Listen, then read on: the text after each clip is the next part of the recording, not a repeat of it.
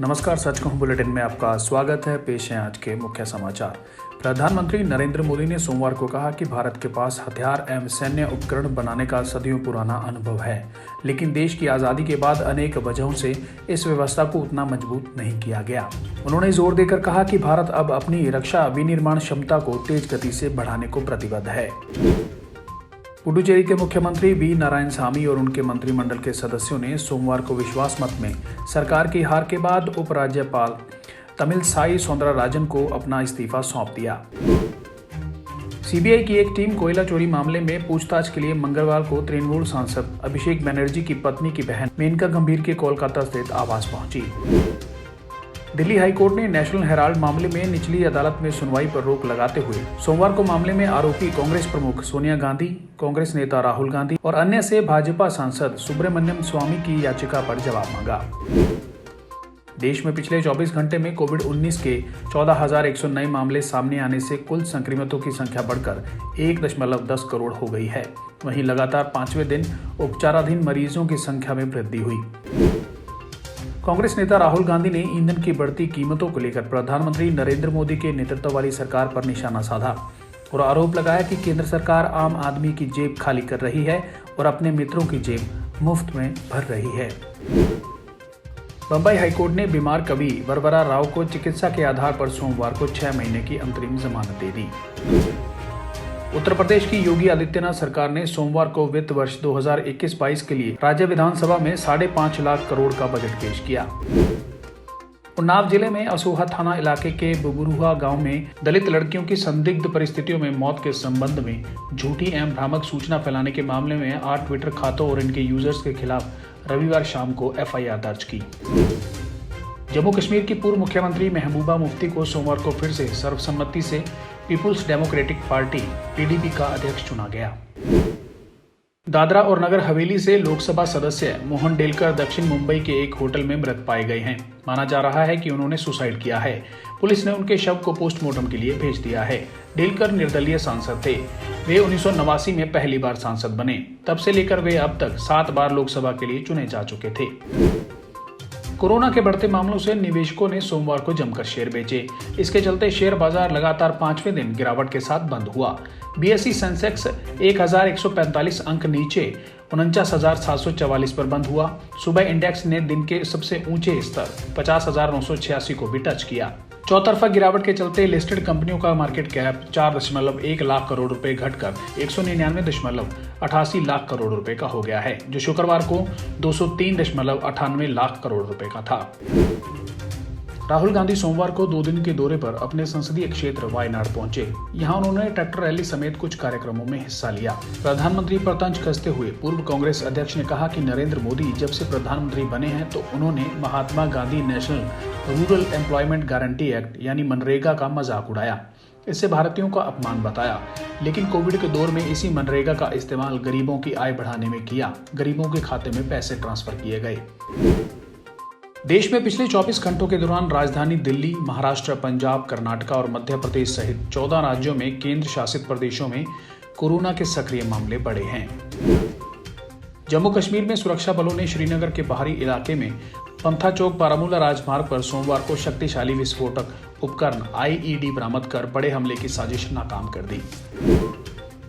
Supreme court ने पूर्व केंद्रीय मंत्री पी चिदम्बरम के सांसद पुत्र कार्ति चिदम्बरम को कुछ शर्तों के साथ विदेश जाने की अनुमति सोमवार को प्रदान की। न्यायमूर्ति अशोक भूषण और न्यायमूर्ति आर सुभाष रेड्डी की खंडपीठ ने जूनियर चिदम्बरम को 2 करोड़ रुपए जमा कराने की शर्त पर विदेश जाने की अनुमति प्रदान की है। चीन ने सोमवार को अमेरिका से सत्तारूढ़ चीन की कम्युनिस्ट पार्टी सीपीसी और उसकी एक दलीय राजनीतिक प्रणाली को बदनाम नहीं करने और ताइवान, तिब्बत, हांगकांग एवं शिनजियांग में अलगाववादी ताकतों का समर्थन नहीं करने की अपील की। म्यांमार में प्रदर्शनकारियों के हड़ताल के आह्वान के खिलाफ जुंटा की कार्रवाई की धमकी के बावजूद हजारों लोग यांगून में अमेरिकी दूतावास के पास एकत्रित हो गए। संयुक्त राष्ट्र की परमाणु निगरानी इकाई के प्रमुख ने कहा कि ईरान संयुक्त राष्ट्र के निरीक्षकों को अपने परमाणु कार्यक्रम तक कम पहुंच मुहैया कराने पर तकनीकी रूप से सहमत हो गया है। ईरान का यह कदम पश्चिमी देशों पर दबाव डालने की कोशिश के रूप में देखा जा रहा है।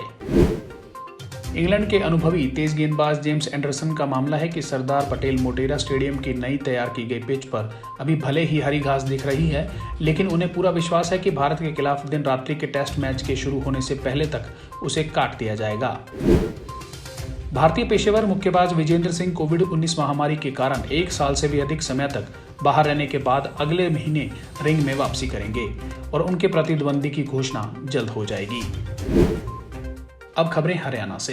इंडियन प्रीमियर लीग यानी आईपीएल में इस बार एक ऐसा खिलाड़ी नजर आएगा जिसने अपनी उड़ान अंबाला से शुरू की थी और चंडीगढ़ व हिमाचल प्रदेश होते हुए वह कोलकाता तक जा पहुंची। बात हो रही है क्रिकेटर वैभव अरोड़ा की, जिन्हें कोलकाता नाइट राइडर्स ने 20 लाख रुपए में खरीदा है।